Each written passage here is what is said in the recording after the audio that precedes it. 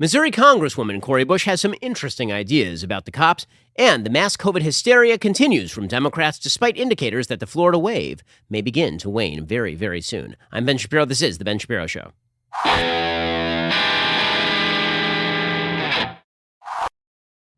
The Ben Shapiro Show is sponsored by ExpressVPN. Don't let big tech track what you do. Anonymize your web browsing at expressvpn.com/Ben. We'll get to all the news in just one moment. First, here is your reminder. You are paying way too much on your cell phone bill right now. If you've got AT&T or T-Mobile or Verizon, you just are. Instead, you need to switch over to Pure Talk USA like thousands of my wise listeners already have. Pure Talk can save your family over $800 a year. It's the same great coverage because Pure Talk is on the exact same network as one of the big three, but at a fraction of the price. And switching is as easy as switching out your SIM card. You can keep your phone, keep your number, or get huge discounts on the latest iPhones and Androids. Plus, right now you can get unlimited talk, text, and 6 gigs of data for just $30 a month. And if you go over on the data, they're not going to charge you for it at all. If there's a reason Pure Talk is the highest rated wireless company by Consumer Affairs, why they are the preferred wireless partner of AMAC. So, how can you access this excellent service? Easy, from your cell phone. Dial pound 250, say Ben Shapiro. Save an additional 50% off your very first month. That is pound 250. Say my name, Ben Shapiro, to get started. Switch over to Pure Talk USA. You could be saving yourself hundreds of dollars a year and save an additional 50% off your very first month. Dial pound 250, say Ben Shapiro to get started with my friends over at Pure Talk USA. Alrighty, so the left seems to be in a war with itself right now. And I'm very much rooting for the moderate left to win. I want moderate liberals to win the battle against the woke. And it seems like this is happening in terms of electoral politics, but oddly enough, it's not happening in terms of policy. And that's really quite strange because the reality is that inside the Democratic Party, there are many, many more people who are sort of moderate than there are people who have heavy sympathies for the woke. Now, in elite circles, it's precisely the reverse. In elite circles, in the media particularly, in the halls of power, in institutions, there's a lot of sympathy for the woke. There are a lot of people out there who think of the woke as sort of the most dedicated to the cause. And so they're willing to give them all sorts of slack. They're willing to allow them all sorts of room to run. They're willing to defend them even when they say overtly stupid and bizarre things. They're willing to follow their policy lead. But the Democratic Party base is not aligned with this. They just are not. The latest indicator of that this week was this race in Ohio between Shontel Brown, a Democratic county councilor, fighting against Nina Turner, who is a former co-chair for Bernie Sanders' presidential campaign. In the 15th Congressional District, which is a safely Republican seat around Columbus, energy industry lobbyist Mike Carey, meanwhile, prevailed over a crowded field boosted by former President Donald Trump's endorsements. There were a couple of open primaries the other night. And there are kind of mixed results on the GOP side, but the big result on the Democratic side was, of course, that there was this big infight that went on between Nina Turner, who again was that former co-chair for Bernie, and Shontel Brown. So it looked like Nina Turner was going to win that safe Democratic seat. And then the entire Democratic Party infrastructure said, wait, we don't need another member of the squad. We need somebody who's more aligned with the sort of Biden rhetoric, who's more aligned with the middle of the Democratic Party. And so you saw James Clyburn intervene in exactly the same way he did in the presidential race. And then it turned out that Nina Turner got pretty much skunked by Shontel Brown. Now, this was a rejection of the squad. Make no mistake about this. Representative Alexandra Ocasio-Cortez had told voters during a July swing through the district to vote for Nina Turner. She said, please send me Nina. Brown, 45, had entered the race with local clout. Turner had name recognition from a career in Ohio politics and the two campaigns with Sanders. But Brown turned the campaign into a referendum on President Biden, reminding voters that Turner had criticized him and cast a protest vote against the 2020 Democratic platform. Brown was ahead of Turner by 6 points when the race was officially called. In a concession speech, Turner said the country had been through a desert of despair, indifference, inequality, and racism. Tonight, my friends, we have looked across the promised land, but for this campaign, on this night, we will not cross the river. Now, again, the moderate candidate caught up to the radical candidate after James Clyburn endorsed her and after the Democratic Majority for Israel's PAC ran ads warning that Turner could undermine the Democratic agenda.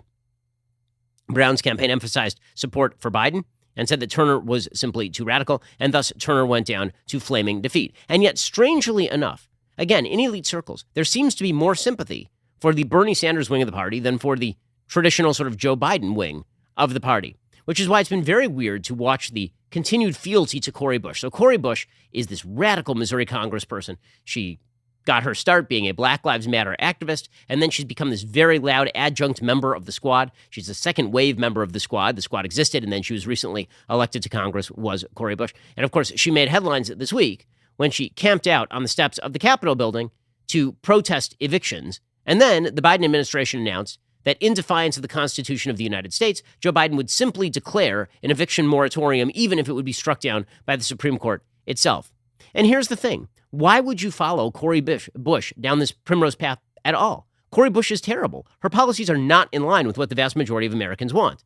The entire Democratic Party has spent the last few months attempting, for example, to run headlong away from the defund the police sloganeering of people like Cori Bush and AOC and Ilhan Omar and Rashida Tlaib. And yet, when it comes to much of their policy, they seem to be following the lead of the squad. And every so often, Cori Bush will just Leroy Jenkins it. Right? Every so often, the Democratic Party will be like, guys, we don't need to do this defund the police stuff because it polls really bad. Let's do this policy stuff in the dead of night when not a lot of people are watching, but let's not campaign as overtly radical. Let's not do that. And then Cori Bush will be like, Leroy Jenkins, and just rush in, face first. So that's what happened yesterday. Cori Bush was doing an interview, and she declared that she wanted to defund the police, but she didn't just say that. She said, I pay for security. I have taxpayer-funded security. I need security, but you, the regular people, you don't need police. We should defund the police.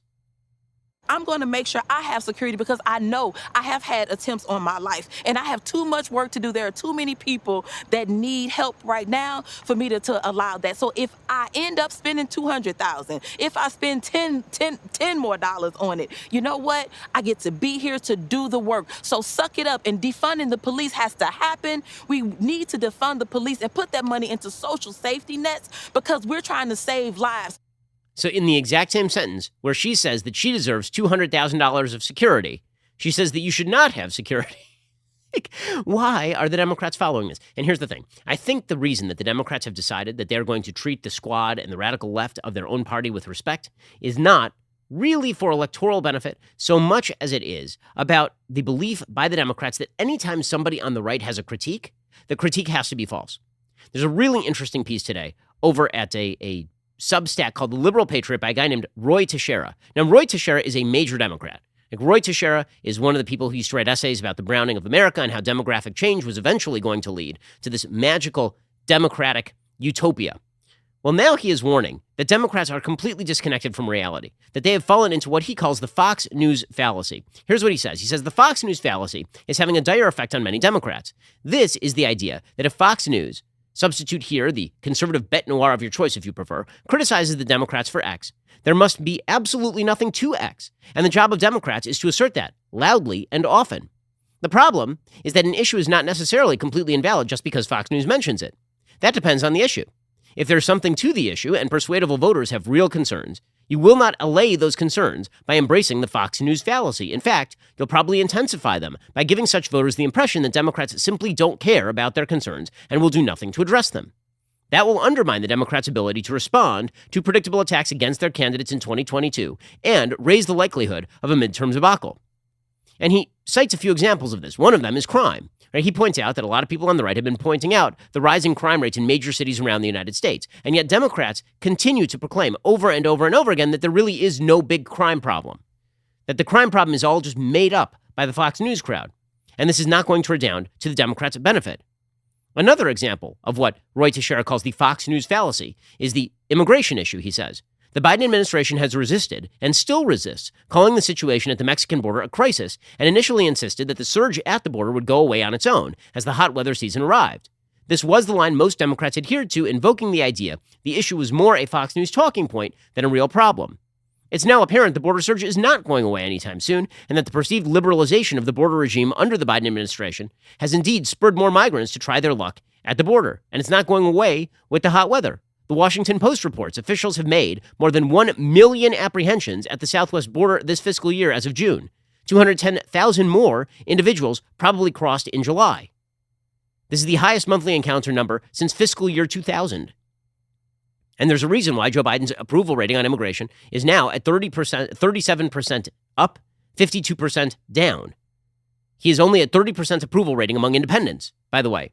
And critical race theory is another issue where Democrats are completely missing the boat. Because Republicans mention it, Democrats have decided that this is no longer worth concerning themselves over. There's almost a sort of bizarre, it's like a bizarre reverse psychology effect here that Democrats are falling prey to. The minute that Republicans say something is a problem, Democrats immediately declare that not only is it not a problem, it's something good.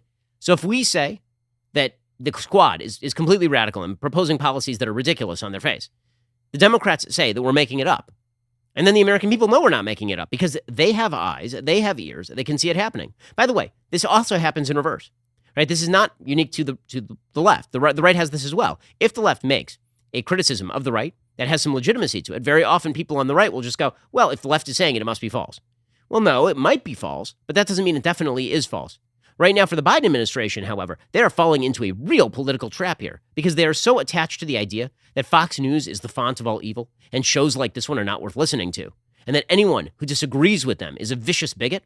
They're so attached to that idea that they're disregarding the fact that many, many Americans agree that their agenda has skewed far too radical. Right? As Roy Teixeira points out, this is certainly true with regard to critical race theory. Right? The American people do not like critical race theory. The polling data shows this stuff is really, really unpopular. It's unpopular in Virginia. And Roy Teixeira concludes, Democrats who embrace the Fox News fallacy are inclined to believe there is no real issue here other than voters whipped up by Fox News who are simply opposed to teaching students about slavery and the like. That is a mistake and blinds Democrats to a real problem that is emerging. Generally, Democrats need to wean themselves away from the Fox News fallacy as a generic response to conservative attacks. This is exactly correct. But Democrats don't seem to be getting the message. Not with regard to the Cori Bush wing of the Democratic Party, and not with regard to COVID either. Because it turns out that a lot of the critiques from the right are steeped not in anti-vaxxerism. They are steeped in data. They are steeped in science. They're pointing out that there is a serious lack of data for much of what the left is calling for right now. And because the left doesn't like the right, they're just ignoring it. And they're pretending that they can dismiss all of that with the wave of a hand and everybody will just accept it. This is a bad political move for them. I mean, honestly, if they want to do it, go for it. It's just going to make a lot of lives worse, and then they're just going to get the ass kicking they deserve come 2022. We'll get to more of this in just 1 second. First, let us talk about your sleep quality. Okay, so as you can tell, I am not broadcasting from home. That means that my sleep quality has been garbage lately.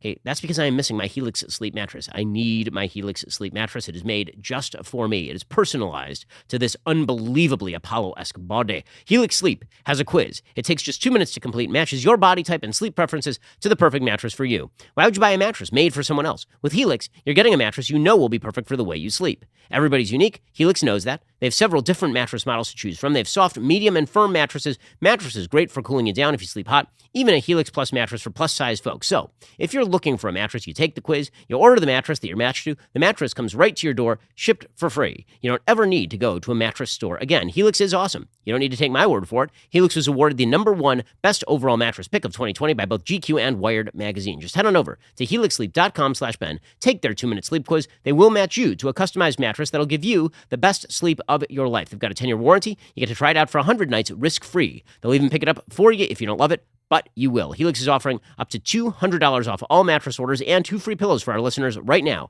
at helixsleep.com/Ben. Go check them out right now, helixsleep.com/Ben. Okay, so the Democrats are not just falling for the Fox News fallacy, as Roy Teixeira puts it, when it comes to defunding the police, or when it comes to CRT, or when it comes to immigration. They're falling for it when it comes to COVID.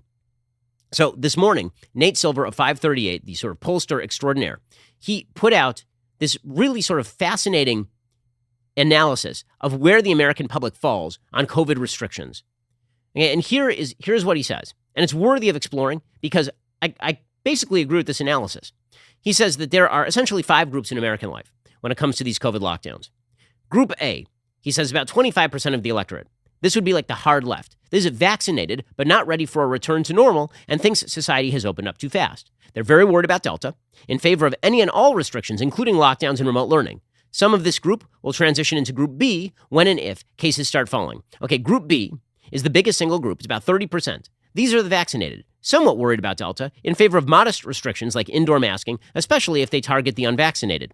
At the same time, they don't want to return to lockdowns, although some could drift into Group A, like they could be more hard on lockdowns if cases keep rising or if there are scary new variants. This is quickly becoming the consensus position among college-educated elites. Okay, then there's Group C, about 15% of the population. This is the vaccinated but over the pandemic population and wary of restrictions, likely a mix of younger voters who don't vote at high rates and some center-right libertarian types. Okay, I fall into this category, right? I am Group C. I'm vaccinated. I'm over the pandemic. I believe the science does not support continued lockdowns. Not only do I think that it doesn't support continued lockdowns, I think that as a public policy matter, we are now done. You know who agrees with me would be Dr. Marty McCary of Johns Hopkins University. He has an excellent piece over at U.S. News and World Report today. He points out that as a physician with a lot of experience dealing with patients who don't follow what we ask them to do, I believe you win more bees with honey than fire. He says the vaccines are so good at protecting against death from COVID-19, those who are immune can feel good about living life without having to worry about becoming severely ill. Vaccines downgrade the infection to a mild seasonal virus, one we must learn to live with for years to come. Those who choose not to get vaccinated are making a poor health decision at their own individual risk. Again, this is Dr. Marty McCary. They pose no public health threat to those already immune. Would we be so stern toward people making similar or worse health choices to smoke, drink alcohol, or not wear a helmet when riding a bike? Over 85,000 Americans die annually from alcohol, yet we don't have the same public health fervor or requirements to save those lives. Let's encourage vaccination rather than activate the personal liberty culture wars that result in people becoming more entrenched in their opposition. Also, says McCary, the notion we have to vaccinate every living, walking American and eventually every newborn in order to control the pandemic is based on the false assumption that the risk of dying from COVID-19 is equally distributed in the population. It's not. We have always known that. It's very hard for the virus to hurt someone who is young and healthy. That's still the case. While vaccine requirements for healthcare workers make sense, we would never extend those requirements outside of healthcare for, say, the flu shot. We'd simply say to the public, those who avoid the flu shot do so at their own risk. Okay, this is the rational decision. Okay, the rational decision here is to be part of what Nate Silver terms Group C, right? To get vaccinated, and then you're done. And if someone else chooses not to get vaccinated, it is no longer your business because you are now immune to dying from the virus on any baseline statistical level. Okay, and then there is Group D. This is 25% of the population. Unvaccinated and strongly opposed to any restrictions, right? So that would be a lot of the Trump rural voters, for example. Right, who are like, listen, I was never that worried about the virus, or I'm young and healthy. I'm still not worried about the virus, and I'm not asking anything of you. By the way, the vast majority of people who are unvaccinated fall into Group D. And finally, Group E, the fifth group, Nate Silver, again, this is his breakdown. He said that's about 5% of the population. He says those are people who are unvaccinated, but in favor of other restrictions. Indeed, they may think such restrictions are necessary to protect them because they can't or won't get vaccinated. This group probably leans Democratic and working class. Right, so presumably that would be minority voters in major American cities, maybe. Okay, so here is the important part about this breakdown. What this breakdown suggests is that about 70% of the American population, 70% of the American population is against lockdowns. Right, the biggest group is vaccinated, and they're a little worried about Delta, but not super worried about Delta. And if they were actually given the information about how not dangerous Delta is to them as the vaccinated, they would be significantly less worried about Delta. Right? They keep getting scared by the media into a belief that there's a variant right around the corner that is going to break through the vaccines at any moment. By the way, if there is, we cannot do anything to stop that in the United States. We can't. The Delta variant started in India. Before that, there was the Brazil variant, you'll recall. You'll recall that this original virus started in Wuhan. There are literally hundreds of millions of people who have this virus or have had this virus or who will get this virus. All there has to be is one group of people somewhere on Earth who are not vaccinated in order for there to be a new variant possibility. Okay, so what does that mean? It means 70% of the American population, which is an overwhelming majority of Americans, are at least skeptical of lockdown policies and mask mandates and all the rest of this stuff. And that group, Group B, which is sort of, they're vaccinated, but they tend toward the cautious. If they really understood the stats, they really would not be in Group B. They would be in Group C, right? They would be vaccinated and they would be over it, because that is the rational position as a vaccinated person. It is significantly less rational as a vaccinated person to be seriously worried about Delta. If you're a vaccinated person, you should not be seriously worried about Delta in terms of your own personal risk level. And by the way, in terms of the risk level to your children, because the stats on children being directly harmed by Delta are very, very skimpy. Very skimpy. Remember, under 350 kids under the age of 18 in the United States have died of COVID, period, in the entire United States. By the way, if you go to like the age of 30, that's still only an additional 2,500 people. Those subpopulations are well in excess of 100 million people in the United States. Okay, so that means that 70% of the population is just not in favor of these sorts of lockdowns and mask mandates or anything like that. But because the right is saying that, the left feels the need to ignore that 70% of the population or try to scare Group B, the vaccinated, who are somewhat cautious, into being group A, vaccinated who want to lock down, which is the least understandable of any of these groups. That position makes no sense.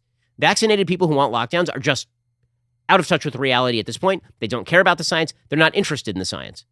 But it seems like our public health establishment are so angry at so much of the American population for being over it that they're just going to continue to try and scare people. They're falling into the Fox News fallacy. Just because people like me are on the right, and people like me, I've been encouraging vaccinations since day one. People like Ron DeSantis, been encouraging vaccinations since day one. Just because there are a lot of people on the right who are pro-vaccine and also believe that the vaccine frees you up for life and that if you're a responsible adult, you now get to make a decision, the left has decided that they are going to go full lockdown. Okay, this is why you have this heavy pressure campaign being brought with regard to the unvaccinated, right? So Anthony Fauci, the great and sainted Dr. Anthony Fauci, he spent the day ripping the unvaccinated and suggesting that they are going to be responsible for a brand new variant of Delta and that this is going to kill everybody. This is not effective. It's not. You know what? Honestly, you started to see some upticks in the number of people who are getting vaccinated. You know why? Because people are assessing their personal risk factors and deciding that perhaps they ought to get vaccinated, not because they're getting shouted at by Dr. Anthony Fauci, but because people do risk mitigation. It's how humanity has survived for several 100,000 years. And here's Anthony Fauci going hard after the unvaxxed anyway. My concern would be you may allow a variant that we haven't even recognized yet to come along and, in fact, be better at transmitting and more serious than the Delta. We haven't seen that yet. So rather than be worrying about these others that are around, let's make sure we don't let new ones come in. Well, are unvaccinated people the reason we're seeing these new strains? And will an increase in vaccinations mitigate the virus morphing in multiple ways? Well, that's a good one because the answer is short, yes. Okay, except for the fact that no matter how many vaccines you tranche out in the United States, there's still going to be variants other places on Earth. Zero COVID is not a realistic goal. Fauci knows this. He's not saying that because that would suggest that we have basically reached the end of what we can do in terms of public policy, and he doesn't want to let go of it. He just does not want to let go of it. By the way, you're seeing companies start to mirror that Group A, that Group A sort of mentality, vaccinated but still in favor of lockdown. Amazon says it's now going to delay corporate employees returning to offices until next year, which is just madness at this point. And the average Amazon employee is probably 25 years old. Alrighty, in just 1 second, we're going to get to the continued paranoia surrounding the Delta variant and the COVID wars. First, let's talk about the fact that your individual liberty is guaranteed not just in the Constitution, but by the fact that there is a Second Amendment. That Second Amendment protects your liberty, protects your freedom, protects you from criminality. Our founding fathers knew this. So do the people over at Bravo Company Manufacturing.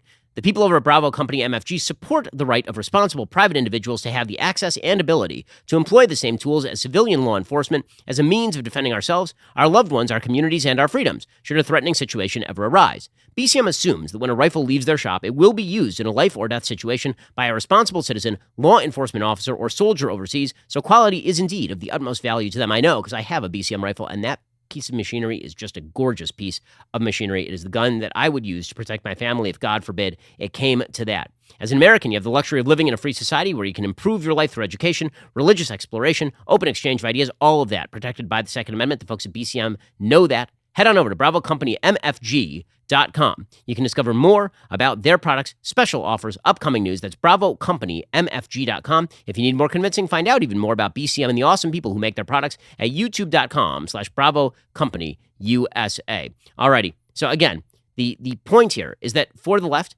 one of the reasons this has become political is because it's just reactionary. So there's more and more of a push, like day in and day out, more and more of a push to lock people down, mask people up.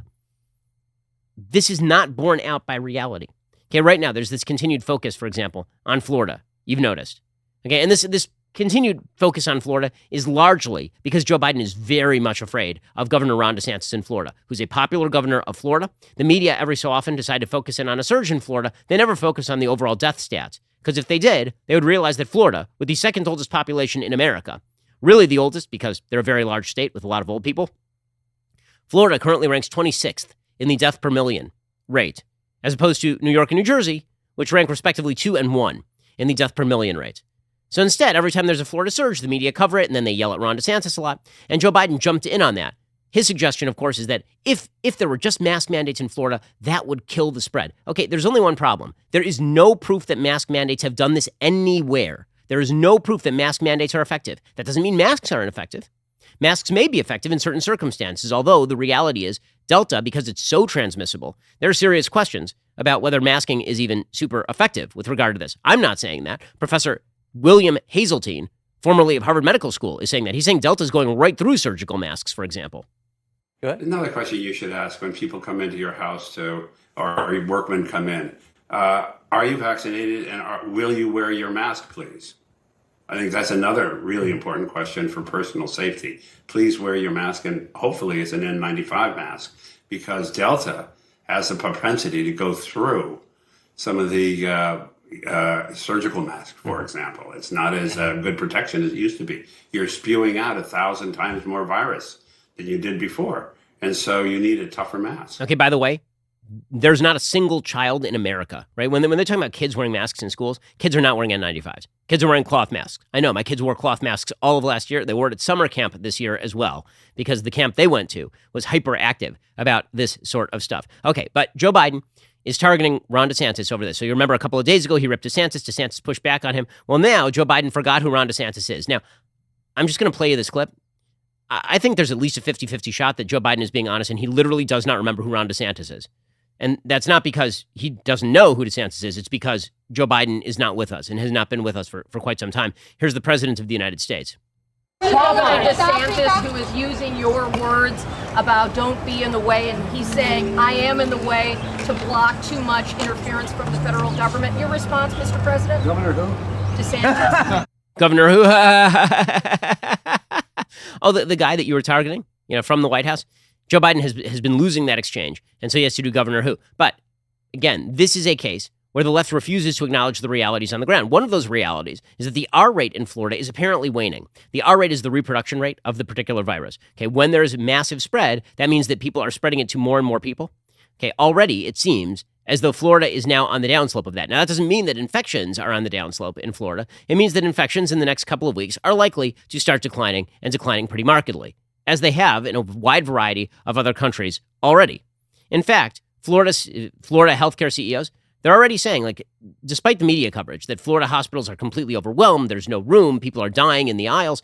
Okay, that's not true. Here are Florida healthcare CEOs yesterday talking about how, yes, of course, they're busier with COVID, they're seeing more cases, but they still have capacity. Our ICUs last time around were running 40% of our inpatients. Right now, we're down to 25% of our inpatients in ICUs. Other hospitals in South Florida are seeing even less numbers than that, between 15 and 20% of their patients in ICUs. Ron DeSantis points this out as well. He says the media is spreading misinformation about Florida being overwhelmed. He says Florida is not actually overwhelmed at this point. That doesn't mean that Florida hasn't had to shift capacity. But this is not like it was back during January, where the hospitals were actually in danger of being, sort of in overflow territory. We've seen significant increases in COVID patients, but as the CEO of Tampa General said, that's 10 to 15% of their total census. And it's important when the media is spreading this misinformation and actually lying, it could deter someone from going in to get care for things like heart problems or stroke. And so all those CEOs said, we are treating everybody. We're open for business. We're busier with COVID than we were 6 weeks ago, but please come in and get care. Okay, the point here is that when it comes to the so-called Fox News fallacy being described by Roy Teixeira, when it comes to COVID, it's the DeSantis fallacy. Whatever DeSantis says must be treated by the media as though it is completely outrageous, even though a huge majority of Americans kind of agree with it. And again, if you take a look at that Nate Silver breakdown, again, you will see that 70% of Americans are pretty skeptical of a lot of the measures that are being recommended. And if that 30% of people who are in favor of some mild measures, particularly for the unvaccinated, if they actually knew about their own risk factors, I have a feeling a lot of those people would be in my category of vaccinated, I'm done. Okay, but the left can't let go of it because DeSantis is bad. And so you have CNN's national security analyst, for example, telling the unvaccinated that we should actually stop them from flying at this point. One of the CNN security analysts, he said, there's no such thing as a federal mandate, but the federal government can use carrots and sticks and privileges and burdens. One of the areas where it can do that is on airline travel because the U.S. government sets the rules and conditions for it. Okay, here's the thing about airline travel. Airline travel has been pretty damn safe since the beginning of the pandemic. Okay, there have been no data linking airline travel, people getting COVID on planes. Okay, that is not so far as we are aware, a main vector of transmission. And there have been multiple studies done on this. One of the reasons is because planes have excellent HEPA filters. They're filtering the entire air of the plane like every 3 or 4 minutes. So the notion that we have to shut down air travel for the unvaccinated is really kind of silly, and particularly if you're doing that on behalf of the vaccinated, which is really silly. Also, you have people like, again, the DeSantis effect here, the Department of Education head, Miguel Cardona, saying that it's because of DeSantis that schools might shut down in Florida. Are you kidding? DeSantis is the only one who kept schools open. You guys shut down all the schools last year for no damned reason. You shut them down in California the entire year. You shut them down in New York for the entire year. You educated every kid from home, educated, in scare quotes, in Washington, D.C. for like the entire year. And it's Ron DeSantis who's going to shut down education? You literally had the CDC writing school reopening guidelines along with the American Federation of Teachers and putting in a bunch of anti-scientific nonsense and blatherskite about social distancing small children and having them use plexiglass. And it's Ron DeSantis who's going to shut down. I mean, the gaslighting here is really extraordinary. Here's the Department of Education head, Miguel Cardona, going after DeSantis. Don't be the reason why schools are interrupted. Our kids have suffered enough. Let's do what we know works. Let's do what we know works across the country. We shouldn't get politics doesn't have a role in this. Politics doesn't have a role in this? Really, doesn't it? You literally wrote the CDC guidance with help from people who want to continue to shut down the schools. The DeSantis effect, it's just the Fox News effect. That's all this is. That's all it is. And it's getting even worse. Now the Democrats have decided they're going to full-scale embrace vaccine passports. In fact, MSNBC's Stephanie Ruhle, objective journalisming, getting that hot, sticky journalism all over the place, she says, I don't even understand the argument against vaccine passports. Don't you, though? Like, I can explain it really, really quickly to you. It turns out that if you tell everybody who's vaccinated they get to go all the special places, and everybody else who's unvaccinated has to hang out together, you're going to get a faster spread. Do you understand? I did it in small words and short sentences so that you could understand. Here's Stephanie Ruhle saying she literally doesn't understand why a vaccine passport is a bad idea. By the way, Israel has been doing vaccine passports again, and Israel is now going to full lockdown probably at the beginning of the holidays in September. Here is Stephanie Ruhle. And I don't understand those who are against showing proof of vaccine. Have they never had to show their passport, show their ID, or take their kids to school? It makes no sense to me. Oh my God. These are the exact same people who say that it's racism to make you show your ID to vote. So let's just get this straight. It's racism to make you show your ID to vote because black people apparently are incapable of getting a voter ID. But it's not racism to make people show their vaccine card if they are unvaccinated. Disproportionately black people are unvaccinated in this country, particularly in major cities. You'll notice that there's a heavy crossover between black population in the United States and unvaccinated areas. There are two large groups of people in the U.S. who are not getting vaccinated at the same rates as everybody else. One is rural conservatives, and the other is inner city minorities. Those are the two unvaccinated groups in the United States. Unvaccinated for wildly variant reasons, except that there's a common distrust of the government, I think, that runs through both. Pretty astonishing stuff. Meanwhile, Biden's COVID advisor, Jeffrey Zients, he says that Yelp is now going to let businesses list their vaccination policies. This is, I've said before, I think this is a predicate to what comes next, which is this sort of social credit system where businesses are going to start basically carding you for a wide variety of social sins. This is just the beginning. Businesses know vaccinations are a way to keep their workers and customers safe and to keep their doors open. And today, Yelp is announcing a new feature that allows consumers to search for businesses with fully vaccinated workers or businesses that require proof of vaccination to enter the business. Okay, again, so much of this is just being driven by, if Republicans oppose it, it must be good. The ultimate example of this was MSNBC's Chris Hayes. This was pretty hilarious. The other day, Chris Hayes attacked Marco Rubio for supposedly not pushing vaccines. There's only one problem with that, which is that he literally quoted Marco Rubio pushing vaccines. So Marco Rubio tweeted out, quote, "Stop with the mask fetish. If you want to wear a mask as a courtesy to those around you, or because you're in no mood to get even a little sick, go ahead. If you want your kids to mask in schools, that's your right. But we aren't going to mask your way out of this." Right? And then he concluded that people should actually vaccinate. Right? He finished by suggesting openly, he says, we're not going to mask your way out of this. And then he put up like an actual verbal statement in which he said at the very end that you should mask. Quote, "The answer here is not masks. As I said, you're not going to mask your way out of this. The answer here is vaccines. Get vaccinated. That's the answer. Chris Hayes naturally tweeted, "This is a really perfect example of the constant triangulating, cowardice, and whataboutism that's infected the entire party and movement. He can't just say, hey, get vaccinated. Have to find some way to own the libs." No, Chris, I have a feeling you're missing a mirror in your home. He literally says, get vaccinated, but you have to find a way to triangulate so as to blame Republicans for people not getting vaccinated, even when Republicans are telling people to get vaccinated. Okay, guys, if you want to keep going with the Fox News fallacy, all you, or the DeSantis fallacy, whatever you choose to call it, enjoy yourselves, because it is not going to redound to your benefit. Alrighty, in just 1 second, we'll get to the latest on Andrew Cuomo. Will he stay or will he go?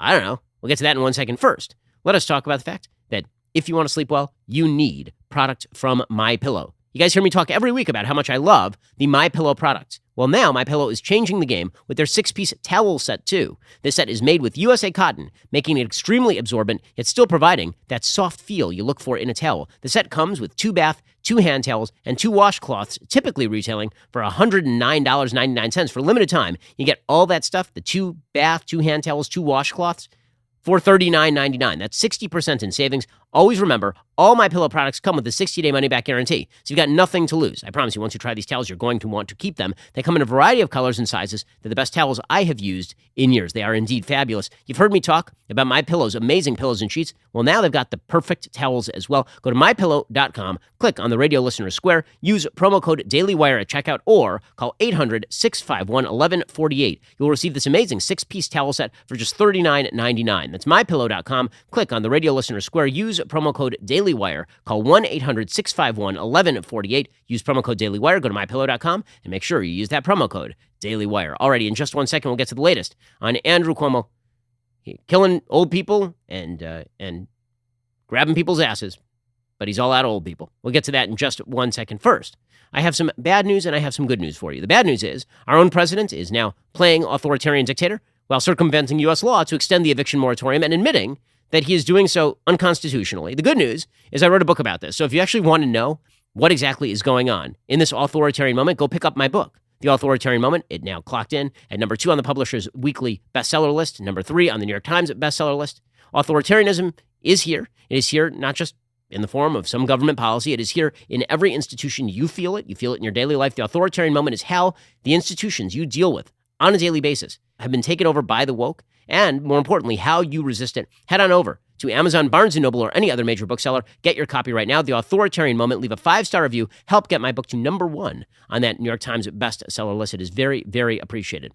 Also, as the president begins to turn his back on the citizens of the country he swore to protect, there is no time more important to talk about the current state of the world politically, culturally, philosophically, over cigars and whiskey for the world to watch. And because we are so appreciative of everyone who tunes in to watch Daily Wire Backstage, we're getting you in on the action. We are giving away a trip for 2 to come hang with us, your favorite Daily Wire hosts, backstage here at our Nashville studio. You can meet us all, tour the studios and offices, get a great swag bag of merch, and watch us debate on the show live. You're going to want to hurry. Today is indeed your very last chance. If you're not a member yet, head on over to dailywire.com/backstage, enter code backstage in at checkout for 25% off your membership, and get automatically entered to win one of the coolest trips you will ever take. This is the last chance. Today, Friday, August 6th, this is your last chance. Come hang with us backstage. Head on over to dailywire.com/subscribe, code backstage, get 25% off your membership, and a chance to win the ultimate backstage experience right now. Also, we have a brand new show. I don't know if you heard it. It's called The Morning Wire. It is fantastic. It's nothing but the facts. It's been topping Apple and Spotify since its recent release. It is the only daily news podcast that values your time and the truth. We are working overtime to bring you the news you need to know, but we need your help to keep the facts trending toward number 1. Subscribe now to Morning Wire on Apple, Spotify, or wherever you listen to podcasts. Leave a 5-star review if you like what you hear. It is brought to you by Daily Wire editor-in-chief John Bickley and co-host Georgia Howe. Morning Wire will wake you up with the latest developments in politics, sports, culture, and education, all with a heavy emphasis on the facts in 15 bite-sized minutes, perfect for your daily commute. So again, subscribe to Morning Wire on Apple Podcasts, Spotify, and everywhere you listen to podcasts so you don't miss a beat. If you like what you hear, leave a 5-star review. Tell the podcast platforms conservative news belongs at number 1 on the charts. You're listening to the largest, fastest growing conservative podcast and radio show in the nation.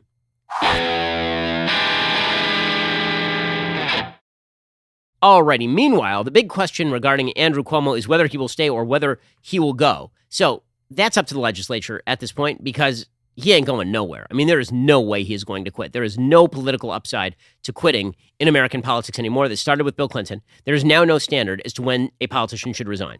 Right? When a politician is caught in flagrante delicto, the typical history of that was that up until Bill Clinton, people just quit.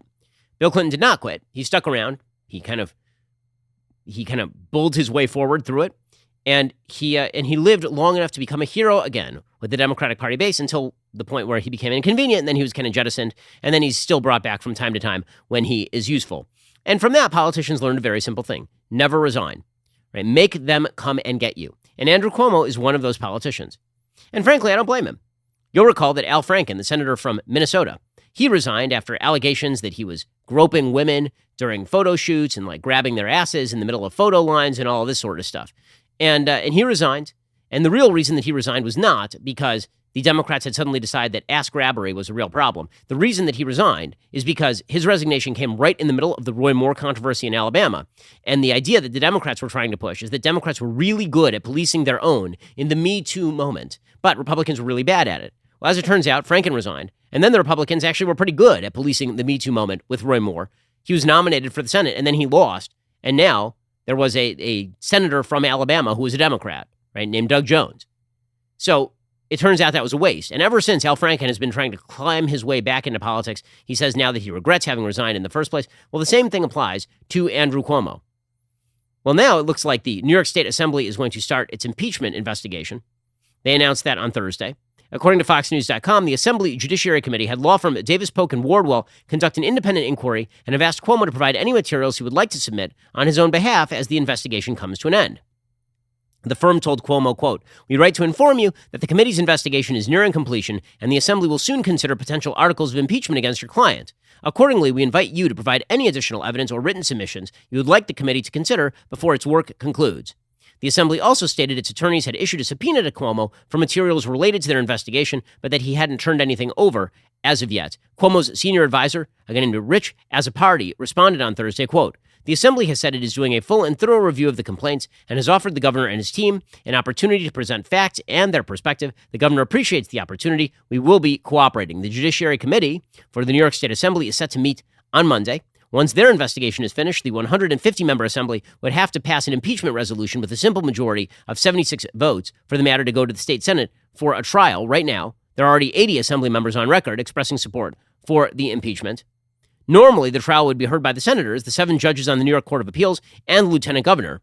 If the governor is the one under impeachment, the lieutenant governor and president pro tem, who is currently the Senate Majority Leader, Andrea Stewart Cousins, are excluded because they're in the line of succession. 2/3 of the court is needed to convict. That would be 46 votes. To date, there are 37 senators who have gone on record supporting the progression of the impeachment process. So this thing looks like it's sort of on knife's edge. And prominent Democrats who don't like Cuomo, and here's the real thing. No one likes Cuomo, right? If he were popular with his own party the way that Ralph Northam was, or even Justin Fairfax in Virginia, he'd be fine. The problem is that Andrew Cuomo has spent the last several years crapping all over everyone in the Democratic Party, and now they are coming for their revenge. Democratic Representative Kathleen Rice, who's a representative on the federal level, she says it's time to get Cuomo out of there. The governor still has the same people around him who pretty much aided and abetted his behavior, as the report documents. And so the faster we get the governor out of office and all of those who worked for him and clean up the executive chamber, the better it's going to be for people who just want to work in government and work in public service. They shouldn't have to face going to a hostile, toxic work environment every day just to do their jobs. Okay, Andrea Stewart Cousins, who's the New York Senate Majority Leader, again, she won't be voting on this because she's in the line of succession. She says that Cuomo should resign because we can all see the writing on the wall at this point. I think so many people who are involved, and we are watching it up close, and we know that this is not going to end well. This is why so many people are saying to the governor, step aside, resign now. Okay, so I have a question. Do we really think the principle has broken out here? Or do we think that it's just a good time for Democrats to jettison Cuomo? They got what they wanted out of him last year. Now he's no longer useful to them. And so now they're going to dump his body by the side of the road. Now, there could be something good that theoretically comes out of this. Maybe there's a new standard. Maybe the new standard is that there is willingness to impeach people inside your own party when there's a full-scale documented investigation that demonstrates the guilt on a particular charge. And that's what it requires. Because here's the problem. There's been this gray area for a long time, and Biden illustrates it, right? Because there have been allegations about Joe Biden from Tara Reade, right, about him literally sexually assaulting her. And those were not taken supremely seriously. There was never a massive investigation, but he could rest on that, right? He could say there was never a massive investigation. She said something. I said something. That's pretty much it. So I'm not resigning. And nobody has really pressured him inside the Democratic Party to get out of the race. Kamala Harris did briefly, and then, of course, she flipped, and she just was like, I'll be his vice president now. You remember that. Okay, so what is the new standard? Well, if the new standard is that we go through the entire investigative procedure, and then we impeach, and under the threat of impeachment, people quit, I don't think that's a horrible standard. And I think, frankly, maybe that should be the new standard. But if the standard is just going to be that we discard politicians when they're no longer convenient, then I'm about as cynical about this as it's possible to be. I do not think that politicians have suddenly grown spines and have suddenly decided that they are, in fact, folks who are trustworthy on matters of morality. Okay, meanwhile, speaking of Joe Biden, I don't think it's any wonder that as Joe Biden engages in the sort of DeSantis fallacy and the Fox News fallacy, his approval ratings continue to tank. According to John Nolte, his fraudulency, Joe Biden is doing a terrible job. Even the far-left fake pollsters at Quinnipiac couldn't juice their latest poll to lift him over 50% approval rating. Quinnipiac is wildly biased toward Biden, as Nolte points out. In 2020, Quinnipiac had Biden winning Florida by 5, Trump won by 3. They had Biden winning Ohio by 4, Trump won by 8. Right? So Quinnipiac is very pro-Biden, and even they can't get Biden over 50%, over that hump. And meanwhile, the Democrats know they are wedded to Joe Biden because lurking in the background is the deeply unlikable, terrible politician, Kamala Harris. In fact, it's so bad over at Democratic Party HQ that they had basically an emergency meeting over the weekend to ask what can be done about Kamala Harris. How do you solve a problem like Kamala? They're all singing it. Here's what Axios reports, quote, a group of the Democratic Party's most influential women met for dinner at a home in the nation's capital last month to game out how to defend VP Kamala Harris and her chief of staff, Tina Flournoy, against a torrent of bad press. The host was Kiki McLean, Democratic public affairs expert, former advisor to both Clintons. Her guests included Harris confidant Minion Moore, 2 former DNC officials, Donna Brazile and Leah Daughtry, Biden advisor and leader of his outside group, Stephanie Cutter, former Hillary Clinton spokeswoman and Democratic strategist, Adrienne Elrod and Karen Finney, and former Obama White House communications director, Jennifer Palmieri. Nobody at the VP's office was at the dinner, but Harris is attuned to her outside network of supporters. Harris's office declined to comment on the dinner. The dinner had an urgent purpose, according to Axios. The operatives spent the dinner discussing how to fight back against negative perceptions, how to help Harris boost her national media footing. They're trying to figure out exactly how they help Harris, but they're having some problems. Right? One of these sources said, many of us lived through the Clinton campaign and want to help curb some of the gender dynamics in press coverage. It was like, we've seen this before. It's subtle. When things aren't going well for a male politician, we ask very different questions, et cetera, et cetera. But bottom line is, Democrats are scared bleepless about the possibility of Kamala Harris running in 2024. They are wedded, for better or worse, to the old man. The problem is the old man is engaging in that Fox News fallacy. He is engaging in radical policy day in and day out. He's undercutting the only reason why Americans like him in the first place, namely that he was supposed to be a houseplant. He is not being a houseplant, and it is not going to end well for him. Alrighty, we'll be back here later today with an additional hour of content. First, you can't forget to end your week by checking out The Andrew Klavan Show. Drew shows every Friday. He has an exciting evening planned for you. Head on over to dailywire.com, 7 p.m. Eastern, 6 p.m. Central. Tune in. I'm Ben Shapiro. This is The Ben Shapiro Show. If you enjoyed this episode, don't forget to subscribe. And if you want to help spread the word, please give us a 5-star review and tell your friends to subscribe too. We're available on Apple Podcasts, Spotify, and wherever you listen to podcasts. Also, be sure to check out the other Daily Wire podcasts, including The Andrew Klavan Show, The Michael Knowles Show, and The Matt Walsh Show. Thanks for listening. The Ben Shapiro Show is produced by Elliot Feld. Executive producer, Jeremy Boring. Our supervising producer is Mathis Glover. Production manager, Pavel Wydowski. Associate producer, Bradford Carrington. Post-producer, Justin Barber. The show is edited by Adam Sayevitz. Audio is mixed by Mike Coromina. Hair and makeup is by Fabiola Cristina. Production assistant, Jessica Kranz. The Ben Shapiro Show is a Daily Wire production. Copyright, Daily Wire 2021. John Bickley here, Daily Wire editor-in-chief. Wake up every morning with our new show, Morning Wire. On today's episode, the political war over COVID escalates, universities roll out new vaccine mandates, and a new bill proposes a universal basic income for Americans. Join us and get the facts first on the news you need to know with our show, Morning Wire.